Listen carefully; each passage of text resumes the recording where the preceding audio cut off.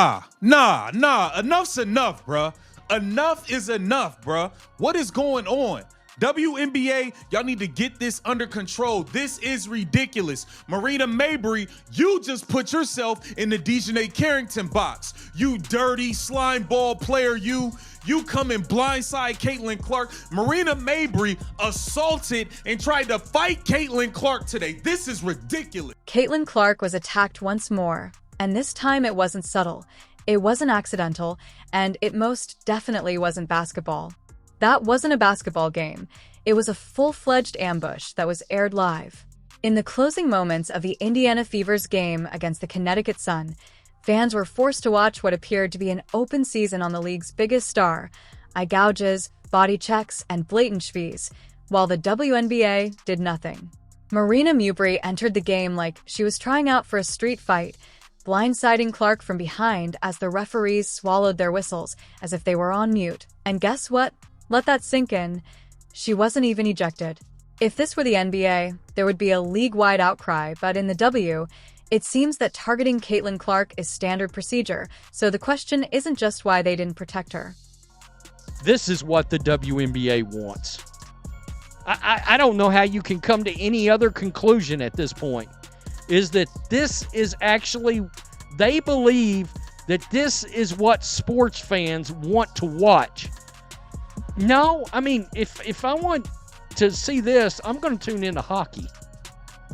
All right, and I'm a huge NFL fan. I'm used to hits. The hits don't bother me, but we're playing basketball here. Not street ball, but what's supposed to be a professional basketball. Supposed to be the women's version of the National Basketball Association.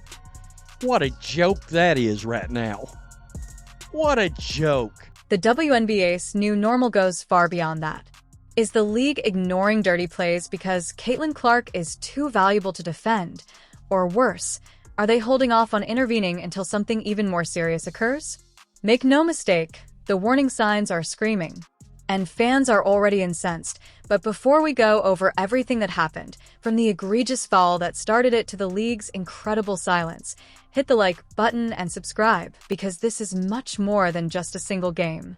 You're going to witness the moment the WNBA lost control in the final minute of the Indiana Fever's versus Connecticut Sun match. When Sophie Cunningham and JC Sheldon collide in the middle of the court, Sheldon falls to the ground as Cunningham tries to wrap him up.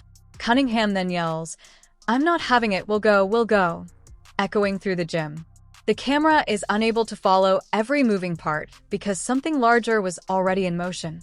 A dirty play. This was making a statement because the referees didn't do their damn job. This would not have happened at the end of the game if the referees did their job during the first play. If the referees did their job, not just the first play, every single play leading up to that. If the referees had control of the game, that is their only job. The referees' first job, their number one job, is to protect their play. This is what happens when players warn us that Caitlin Clark has been elbowed, shoved, scraped, pulled, and nothing is done. Stay with me because what you're about to hear next is far worse. Something that has been bubbling for weeks suddenly snapped in seconds. Let's go back a little to when this powder keg was lit. The same player then gives Caitlin Clark what one commentator dubbed the DJ Carrington's eye gouge and a full-on face swipe. No whistle, no review, no call, and seconds later, Marina Mabrey storms in without protecting the ball, not making a play, and body checks Caitlin Clark from behind. A filthy blindsiding flashes from the hip push camera sees the moment as one voice put it best. Clark almost whiplashes onto the court, and you hear the gasps. This wasn't incidental contact, this wasn't basketball, and what does the WNBA do? Nothing, no ejection, no flagrant, just a technical foul, as if she said something offensive to a referee.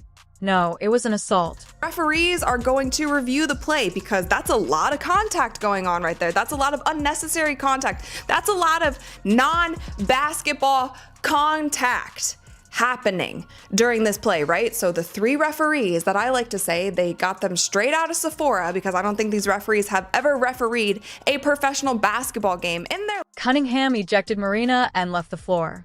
Even the live-streamed announcers stated that Mabrey's day was virtually over, although he was still in the game. Oh, and Marina Mabrey's going to get ejected. If the officials saw that, Marina Mabrey is going to get ejected. It was that clear, yet it didn't occur. The officials saw the same tape, the same crash, the same attack, and they didn't care because they had already witnessed Clark's eye gouges, scratches, and bruises, one on each cheek, and they didn't intervene to stop it from happening right in front of us. The league is watching the game as Sheldon has been punching her in the face the entire time. The cameras even capture her fully gripping Clark's shoulder and bicep and twisting them, but there's been no call. Things grow even darker after the game, when Clark throws a deep 3 over G and immediately heads to the Sun bench. Her body language conveys that what everyone else is scared to do is enough. You can feel the Indiana fever they're boiling over. The team announcers acknowledge that Sophie Cunningham is not merely reacting, rather, she is retaliating. They even acknowledge that this isn't a random reaction, but rather a direct reaction to what transpired earlier in the game. They're fed up with being the league's punching bag and seeing referees ignore their whistles, as well as fed up with Clark taking hits that would result in an NBA suspension, only to be waved off casually in the W. This is what happens when a league refuses to safeguard its stars. It's not simply a bad officiating night. Take a second look. In front of millions of people, LeBron gets scratched in the face as his body is checked to the ground at this NBA event. There would be a fire with 4 alarms. There would be league-wide inquiries. There would be WNBA bans, penalties, and apologies, but there isn't even a timeout. Clark is getting hurt and blindsided, and she's still scoring 20 points, dishing out 6 assists, and hitting threes as the referees behave as though their whistles are broken. Caitlin Clark and Marina Mabrey are being poked in the eye by Charles as he charges up on her. Let's think bigger here. How do you not protect a rookie who sells out arenas, breaks records, and attracts millions of new fans? It's not just careless. It's business suicide if Caitlin Clark gets hurt. It's not just that she's getting fouled hard, she's being targeted. And the worst part is that it's beginning to feel like a pattern that the league is letting play out without addressing it or even acknowledging it gravely hurt as a result of all this bullshit. It's a crisis, not simply a tragedy. Its networks are retreating, its advertisers are leaving. The momentum this league sorely needs is evaporating overnight. And what about the locker rooms? What does it say to the other players when the best player is dropped in the middle of a play and nobody notices, not even her own teammates, the league office, or the referees, that this is a culture issue rather than just a basketball one? Another viral video of someone getting hip-checked into the hardwood is not what the WNBA needs. That's the end of this crazy one, but I'd like to know what you think. Do you think the WNBA is intentionally letting players go at Caitlin Clark to toughen her up, or is this just plain negligence? Also, if this is how the league handles the player who is keeping the entire brand together, then the WNBA isn't just broken, it's begging to burn. Finally, should Marina Mabrey have been suspended immediately for that blindside hit?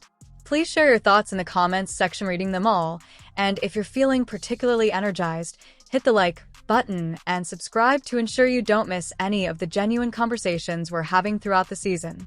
This drama is just getting started, so I'll see you all in the next.